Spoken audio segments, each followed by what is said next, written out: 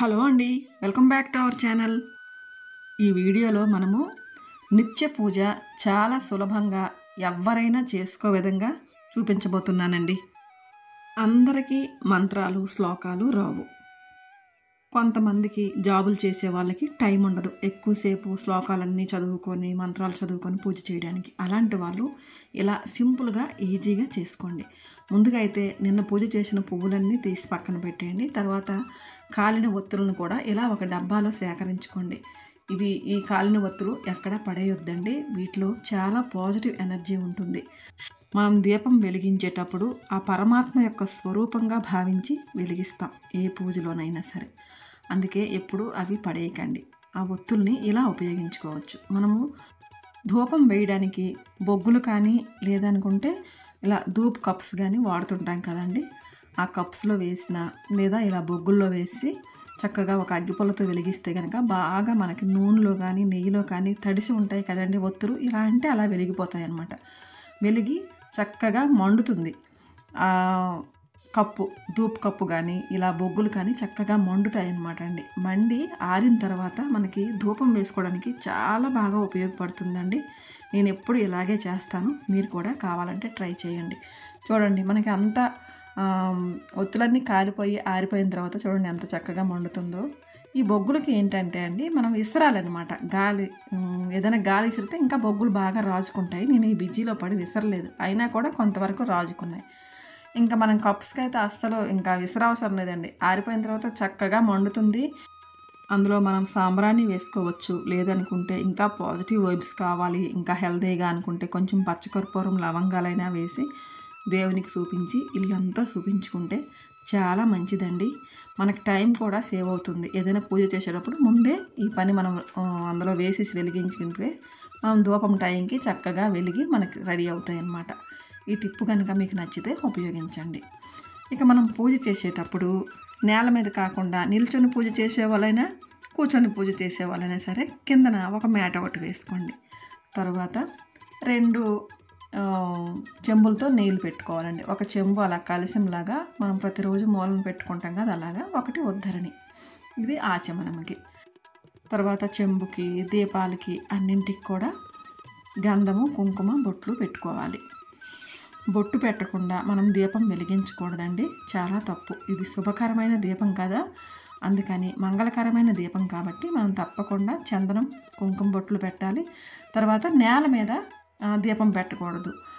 ఆకు మీద అయినా పెట్టాలి, లేదా కిందన ఒక పళ్ళెం వేసి అయినా పెట్టాలి. మీకు ఇక్కడ నేను చూపించడానికి అని చెప్పేసి ఒక ఆకు కూడా వేసి చూపించాను అనమాట. అలా తమలపాకు అయినా పర్లేదు, లేదా మందారాకైనా పర్వాలేదు. అలా ఆకైనా వేసుకోవాలి, లేదా కిందన పళ్ళెమైనా పెట్టుకోవాలి. ఇప్పుడు నేను ఇది ఎందుకు చూపిస్తున్నానంటే ప్రిల్ బాటిల్లో నేను ఆయిల్ వేసానండి. ఇది నాకు ఎంత బాగా యూజ్ అవుతుందంటే అసలు చూడండి, అలా లాక్ సిస్టమ్ ఉంటుందన్నమాట. తర్వాత మనకు ఒలికిపోదు. ఇంకెందులో వేసినా ఆ డబ్బా పక్కకి ఒరిగేటప్పుడు ఒరికిపోయే ఛాన్స్ ఉంది. కానీ నేను 1 లీటర్ బాటిల్ తెచ్చుకొని ఒక దాంట్లో పెద్ద బాటిల్లో వేసి కొంచెం కొంచెం ఇందులో వేసుకొని అలా వాడుతుంటాను అనమాట. ఒక క్లాత్ కూడా ఉండాలండి దగ్గరలో చేయి తుడుచుకోవడానికి. తర్వాత ఇలా 3 ఒత్తుల్ని కలిపి ఒక ఒత్తిగా చేసి సాధ్యం త్రివత్తి సంయుక్తం అంటారు కదండి.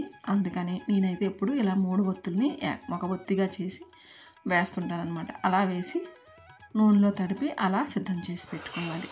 ఇప్పుడు ఆచమనానికి చేతిని అలా ప్రిపేర్ చేసుకోవాలండి. మన ఉంగరం వేలికి బొట్టన వేలు తగిలిస్తే మనకి గోకర్ణ ముద్ర వస్తుంది. ఆ గుంతలో మనం నీళ్ళు పోసుకొని ఓం కేశవాయ నమః, ఆడవాళ్ళమైతే నమః అనుకోవాలి, మగవాళ్ళైతే స్వాహ అనుకోవాలి. ఓం కేశవాయ నమః, ఓం మాధవాయ నమః, ఓం గోవిందాయ నమః అనుకోవాలి. తర్వాత ఓం విష్ణువే నమః అనుకుంటూ చేయి కడుక్కోవాలి. ఆ చేయి కడిగి నీళ్ళు కూడా ఒక చిన్న గిన్నె లాంటిది పెట్టుకుంటే తర్వాత మనం ఆ నీళ్ళని ఏ మొక్కల్లోనో ఎక్కడైనా వేసేయవచ్చు. తర్వాత ఇలా ఒక క్లాత్తో తుడుచుకోవాలి. తర్వాత ఉన్న నామాలను కూడా చదువుకోవాలండి. ఇవి మొత్తము 24 నామాలు ఉంటాయి కదా. ముందు 4 నామాలు చదువుకుంటాం కదా ఆచమనం చేసేటప్పుడు. తర్వాత ఉన్న నామాలను కూడా చదువుకోవాలి. ఓం విష్ణువే నమః, ఓం మధుసూదనాయ నమః, ఓం త్రివిక్రమాయ నమః, ఓం వామనాయ నమః, ఓం శ్రీధరాయ నమః, ఓం ఋషికేశాయ నమః, ఓం పద్మనాభాయ నమః, ఓం దామోదరాయ నమః, ఓం సంరక్షణాయ నమః, ఓం వాసుదేవాయ నమః, ఓం ప్రద్యుమ్నాయ నమః, ఓం అనిరుద్ధాయ నమః, ఓం పురుషోత్తమాయ నమః, ఓం అధోక్షజాయ నమః, ఓం నారసింహాయ నమః, ఓం అచ్యుతాయ నమః, ఓం జనార్దనాయ నమః, ఓం ఉపేంద్రాయ నమః, ఓం హరయే నమః, ఓం శ్రీకృష్ణాయ నమః, శ్రీకృష్ణ పరబ్రహ్మణే నమః అంటూ ఈ 24 నామాలని వచ్చిన వాళ్ళు చదువుకుంటే మంచిది.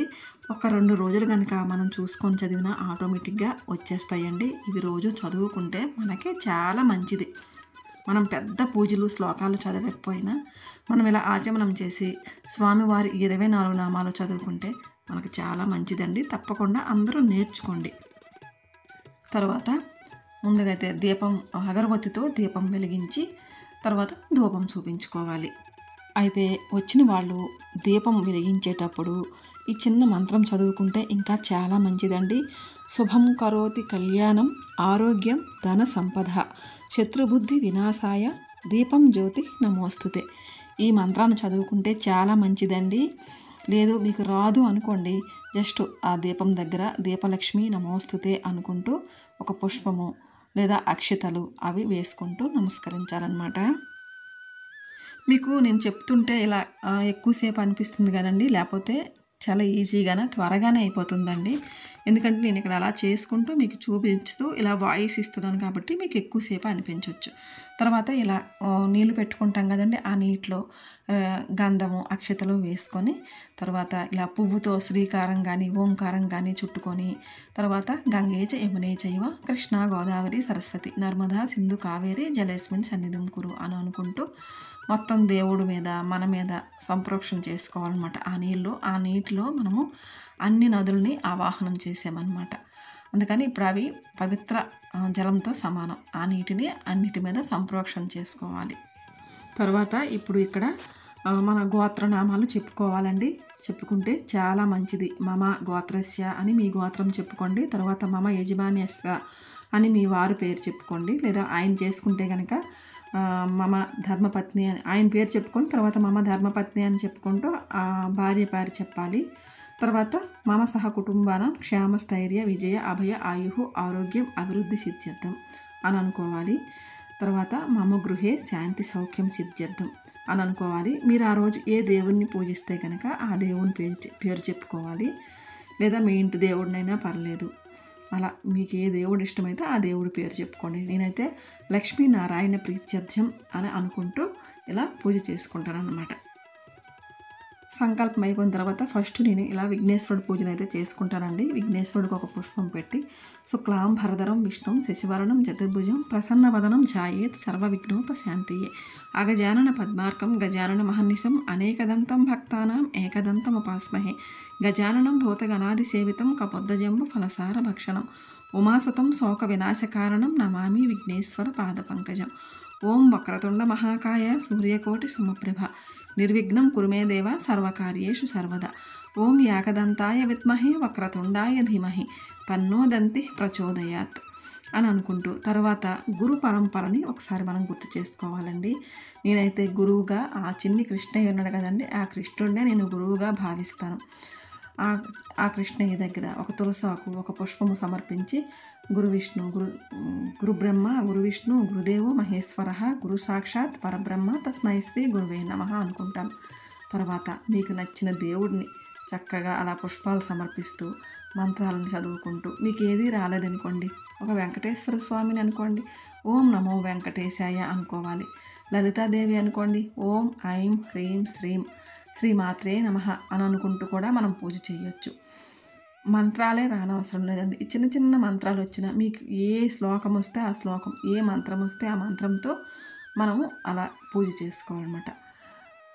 తర్వాత లక్ష్మీదేవిది అనుకోండి, లక్ష్మీదేవి కూడా లక్ష్మీం క్షీర సముద్రరాజతనయాం శ్రీరంగదామేశ్వరీం దాసీభూత సమస్త దేవవనితాం లోకైక దీపాంకురాం శ్రీమన్మంద కటాక్షలబ్ధ విభవ బ్రహ్మేంద్ర గంగాధరం త్వాం త్రైలోక్య కుటుంబిని సరసిజాం వందే ముకుంద ప్రియాం అని చదువుకొని చేయాలి. శివయ్యకి పూజ చేసేటప్పుడు ఓం నమః శివాయ ఓం నమః శివాయ అని అనుకోవచ్చు. లేదా మీకు ఏమైనా శివ శ్లోకాలు కనుక వస్తే కనుక అవైనా చదువుకోవచ్చు. ఆ రోజు మీరు ఏ దేవుడిని ఇష్టంగా పూజ చేస్తారు. కొంతమందికి అన్ని దేవుళ్ళని కూడా పూజ చేయడం ఇష్టం ఉంటుంది. ప్రతిరోజు చేయాలి కదండి. మరి మన ఇంట్లో ఫోటోలు విగ్రహాలు పెట్టుకున్నాం అనుకుంటే ప్రతి ఒక్క దేవుడికి కూడా ఒక చిన్న శ్లోకమైన చదువుతూ మనము పుష్పం సమర్పించాలని నేనైతే అనుకుంటాను. స్పెషల్గా కొన్ని పూజలు ఉంటాయి కదండి, అలాంటప్పుడు ఆ స్పెషల్ దేవుడిని మనం పూజ చేస్తాం వ్రతాలు అవి చేసినప్పుడు. ప్రతిరోజు మాత్రం ప్రతి దేవుడిని కూడా మనం ఇంట్లో ఏ ఫోటోలు విగ్రహాలు అయితే పెట్టుకున్నామో ఆ దేవుడికి తప్పకుండా చిన్న శ్లోకం అయితే చదివి తర్వాత ఒక పుష్పం అయితే సమర్పిస్తామన్నమాట. అన్నీ అయిన తర్వాత ఇక నైవేద్యం ఏం లేదండి, పండు ఉంటే పండు, లేదనుకుంటే ఇలా పటికి పంచదార మిశ్రీ ఉంటుంది కదండి, అదైనా సరే మనం పెట్టి తప్పకుండా ఒక తులసి ఆకు ఉంటే మంచిదేనండి. ఉన్న వాళ్ళు తప్పకుండా తులసి ఆకు పెట్టండి నైవేద్యం మీద. అప్పుడు ఆ నీళ్ళు కొంచెం అలా చిలకరించుకొని ఓం ప్రాణాయ స్వాహ, ఓం అపానాయ స్వాహ, ఓం వ్యానాయ స్వాహ, ఓం ఉదానాయ స్వాహ, ఓం సమానాయ స్వాహ అనే ఈ 5 ప్రాణవాయువుల మంత్రాలతో మనము భగవంతునికి 5 సార్లు అలాగా ఒక పుష్పంతో చూపించాలన్నమాట. నైవేద్యం అయిన తర్వాత మంగళహారతి. మంగళం భగవాన్ విష్ణు, మంగళం గరుడధ్వజ, మంగళం పుండరీకాక్ష, మంగళాయ తనో హరి అనే ఈ మంత్రాన్ని చదువుకోవచ్చు. లేదనుకుంటే ఓం సర్వమంగళ మాంగళ్యే శివే సర్వార్థ సాధకే శరణ్యే త్రయంబకే గౌరీ నారాయణి నమోస్తుతే, లేదా శరణ్యే త్రయంబకే దేవి నారాయణి నమోస్తుతే అని మంగళహారతి చూపించుకుంటూ తర్వాత ఉద్ధరణితో కొంచెం నీళ్ళు అలా వేసి తర్వాత కళ్ళకద్దుకోవాలన్నమాట. ఇలా సింపుల్గా నిత్య పూజ అయితే నేనైతే ముగించుకుంటానండి. నేను ఎలా చేసుకుంటానో మీకు అదే చూపించగలిగానమాట. వ్రతాలు చేసేటప్పుడు ఇంకా కొంచెం ప్రాసెస్డ్గా లెందీగా ఉంటుంది, ఆ పూజ వేరండి. నిత్య పూజకి ఇలా సింపుల్గా చేసుకుంటే సరిపోతుంది. మీకు చూపిద్దామని చెప్పేసి ఈరోజు నేను కిందన ఏర్పాటు చేసుకొని పూజ మొత్తం చూపించానండి, నిత్య పూజ. కానీ యాక్చువల్గా నాది పూజా మందిరం ఎలా ఉంటుందన్నమాట. నేను పూజా మందిరాన్ని ఈరోజు క్లీన్ చేసుకున్నాను కాబట్టి దేవుళ్ళన్నీ అలా కిందన పీట మీద ఏర్పాటు చేసుకొని ఇంకా మీకు మొత్తం అలా చూపించాను అనమాట అండి. తర్వాత పూజ అంతా అయిన తర్వాత మనస్ఫూర్తిగా భగవంతుడిని దండం పెట్టుకోండి. తర్వాత పూజలో ఏవైనా తెలిసి తెలియక పొరపాట్లు చేసుంటే మన్నించమని అపరాధ భావంతో లెంపలు వేసుకోండి. పూజ ఎంత ఆర్భాటంగా చేసామన్నది ముఖ్యం కాదండి, ఎంత భక్తితో చేసామన్నదే ముఖ్యం. మన మనసు భగవంతుడికి తెలుసు. ఇదేనండి వీడియో. ఐ హోప్ ఈ వీడియో మీ అందరికీ ఉపయోగపడాలని కోరుకుంటున్నాను. బాయ్ అండి, నమస్తే.